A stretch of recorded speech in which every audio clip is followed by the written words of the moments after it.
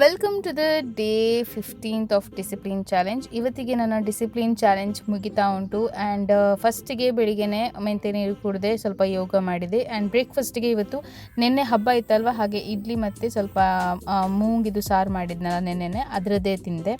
So ಯಾರಿಗಾದರೂ ನಾನು ಬೇಗನೆ ವ್ಲಾಗ್ ಮಾಡ್ತೇನೆ ನನ್ನ ಹಬ್ಬದ್ದು ಹೇಗೆಲ್ಲ ನಡೀತು, ಏನೆಲ್ಲ ತಿಂದೆ ಅಂತ.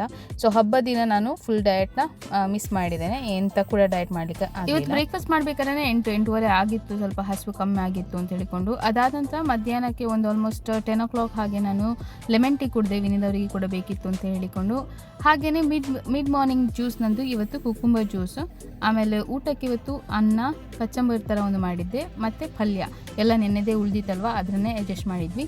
ಸಾಯಂಕಾಲಕ್ಕೆ ಒಂದು ಸ್ವಲ್ಪ ಚಹಾ ಮತ್ತು ಎಳ್ಳು ಮತ್ತು ಸೆಸಮೆ ಸೀಡ್ಸ್ ಮತ್ತು ಏನಂತಾರೆ ರೋಸ್ಟೆಡ್ ಸನ್ಫ್ಲವರ್ ಸೀಡ್ಸ್ ಇತ್ತು. ಹಾಗೆ ಸಾಯಂಕಾಲ ಏನು ಮಾಡಿದೆ ಅಂದರೆ, ಇದು ಕಬ್ಬು ಎಲ್ಲ ಕಟ್ ಮಾಡಿದ್ದೆ, ಅದು ಸ್ವಲ್ಪ 1-2-3 ಏನೋ ತಿಂದೆ ಅಷ್ಟೇ, ಟೇಸ್ಟಿಗೋಸ್ಕರ ಅಂತ, ಹಬ್ಬದ್ದು ಕಬ್ಬು ಅಲ್ಲ ಅಂತ. ಹಾಗೆ ಡಿನ್ನರಿಗೆ ಇವತ್ತು ಸಾಟೆ ವೆಜಿಟೇಬಲ್ಸ್ ಹಾಗೂ ಪೋಸ್ಟ್ ಡಿನ್ನರಿಗೆ ನಂದು ಜಿಂಜರ್ ಕಷಾಯ ಕುಡಿದು ಇವತ್ತಿನ ಡೈಲಿಗೆ ಎಂಡ್ ಮಾಡಿದ್ದೇನೆ. ಆ್ಯಂಡ್ ಚಾಲೆಂಜ್ ಕೂಡ ಎಂಡ್ ಮಾಡಿದ್ದೇನೆ. ಸೊ ಸಕ್ಸಸ್ಫುಲಿ ಕಂಪ್ಲೀಟ್ ಆಗಿದೆ. ನೆಕ್ಸ್ಟ್ ಒಂದು ಡೀಟೇಲ್ ಆಗಿ ವಿಡಿಯೋ ಮಾಡ್ತೇನೆ. ಇದ್ರ ಬಗ್ಗೆ ಬೇಕು ಅಂತಂದರೆ ಕಮೆಂಟ್ ಮಾಡಲಿಕ್ಕೆ ಮರಿಬೇಡಿ. ಬಾಯ್.